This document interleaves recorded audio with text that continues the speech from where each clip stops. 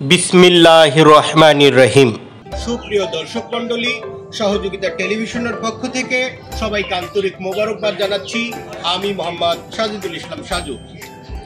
আশা করছি আমার এই ভিডিওটি না টেনে পুরো ভিডিওটি দেখবেন। যারা আলুর স্টক বিজনেস করছেন অথবা সামনে করবেন তাদের জন্য এই ভিডিওটি খুবই গুরুত্বপূর্ণ।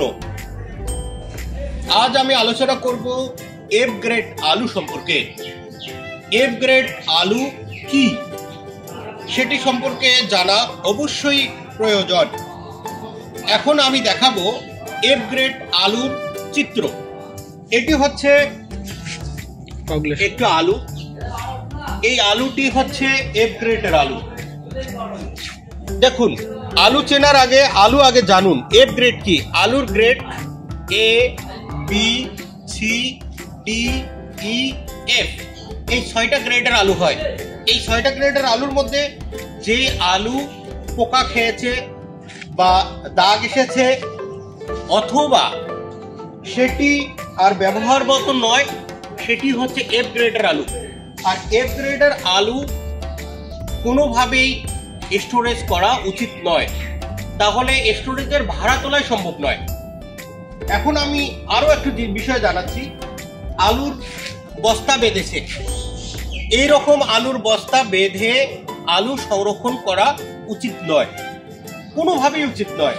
এখানে বাতাস প্রবেশ করবে না, অথবা এই আলুর চাপে এই বস্তা কিন্তু ছিঁড়ে যেতে পারে। দেখুন, বস্তা যে কোনো ভাবে এটা ছিঁড়ে গিয়েছে। বস্তা যারা সংরক্ষণ করেছে, আমরা জানি না এই বস্তাগুলো কার, কিন্তু এই বস্তায় সংরক্ষণ করেছে। এক নম্বরে হচ্ছে বস্তার সেলাইটা সঠিক হয়নি। দ্বিতীয় নম্বর আসতেছে এই আলুর গ্রেডে প্রচন্ড সমস্যা রয়েছে। এটি একটি এফ গ্রেডের আলু। দেখুন, এখানে এফ গ্রেডের আলু সংরক্ষণ করলে এটা হচ্ছে দাগ। এই দাগ, পোকা খাওয়া, ফেটে যাওয়া, পচে নষ্ট হওয়া, এইগুলো আলু হচ্ছে এফ গ্রেডের আলু। এর সঙ্গে এখানে আরো একটা মিক্স আছে, যেটি হচ্ছে এ গ্রেডের আলু। এ গ্রেডের আলু অর্থাৎ হচ্ছে বীজের জন্য সংরক্ষণ করা।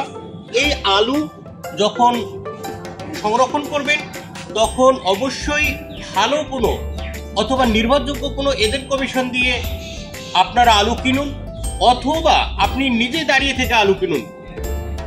এ গ্রেড এবং এফ গ্রেডের আলু, এমনকি ই গ্রেডের আলু অর্থাৎ সবচেয়ে বড় বড় আলু, এই আলু কিন্তু কোল্ড স্টোরেজে সংরক্ষণ করা উচিত নয়, ব্যবসায়িক উদ্দেশ্যে উচিত নয়।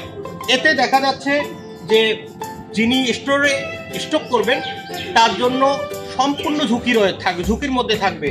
তাই আলু কেনার আগে একটি নির্ভরযোগ্য এজেন্ট কমিশন খুঁজে বের করুন, অথবা নিজে দাঁড়িয়ে থেকে আলু কিনুন।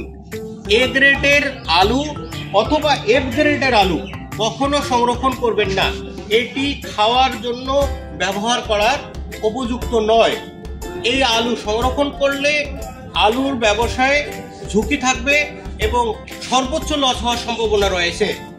আজ এই পর্যন্ত, দেখা হবে অন্য কোনো দিন ভিন্ন কোনো টপিকস নিয়ে। সেই পর্যন্ত ভালো থাকা হয় যেন। আল্লাহ হাফেজ।